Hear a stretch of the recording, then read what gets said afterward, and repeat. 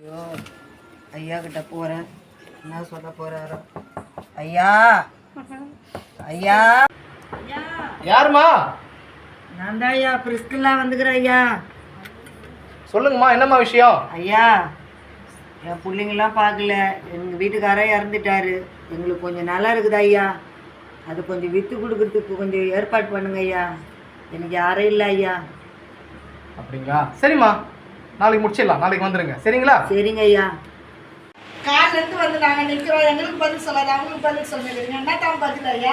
ஐயா எங்க வீட்லயும் பிரச்சனைன்னு வந்திருக்கிறேன் ஐயா. காலையில இருந்து உட்கார்ந்து விட்டேன், எனக்கும் எதுவும் பதில் சொல்லாதமா இருக்கிறீங்களா ஐயா? அம்மா அவசரப்படாதீங்கம்மா. உங்க பிரச்சனைக்கு வந்து தீர்ப்பு சொன்னாதான் எனக்கு ஒரு வருமானம் கிடைக்கும். அந்த அம்மாவுக்கு போய் நான் உழைச்சா என்ன கிடைக்கும்? ஒண்ணுமே கிடையாது. சும்மா ஒரு பொய் சொல்லி அனுப்புறேன். ஒரு 2 நிமிஷம் வெயிட் பண்ணுங்க, இதோ போயிடலாம். போயிட்டு இன்னைக்கு உங்க பிரச்சனை எல்லாம் முடியுது, சரிங்களா? சரி.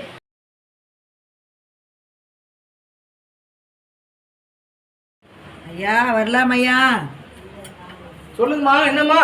என்ன ஐயா, நான் வந்து சொல்லிட்டு போகிறேன், ஃபோன் பண்ணுறேன், இன்னும் ஒரு பதிலும் இல்லை. பண்ணிடலாமா, கொஞ்சம் நிறைய வேலை, நிறைய பஞ்சாயத்துமா. ஐயா பண்ணிடலாம் முடிச்சிடலாம்ண்ணா. சரி, பார்த்து போங்க, பண்ணிடலாம், போங்க. சரிங்க ஐயா.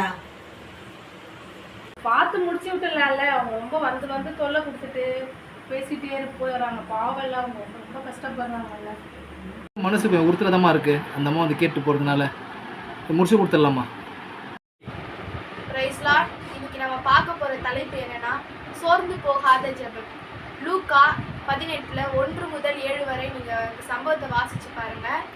இந்த இடத்துல அநீதி உள்ள நியாயாதிபதி கிட்ட இந்த விதவை தாய் அழுது தன்னுடைய கஷ்டத்தை சொல்லி பல முறை அவருடைய வீட்டு கதவை தட்டி அவங்க மனம் இறங்க சொல்லி அவர்கிட்ட உதவி கேட்குறாங்க.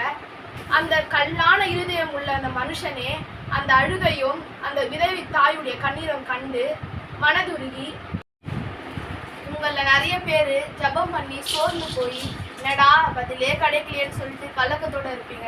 ஆனால் இனிமேல் விசுவாசத்துடன் சோர்ந்து போகாமல் நீங்கள் ஜெபிச்சு பாருங்கள். ஆண்டவர் உங்களுக்கு தேவையான எல்லாத்தையும் செஞ்சு உங்களுடைய விண்ணப்பத்திற்கு பதிலை தருவார். ஏன்னா அவர் இரக்கமுள்ள தேவன், நமக்கு உதவி செய்வார்.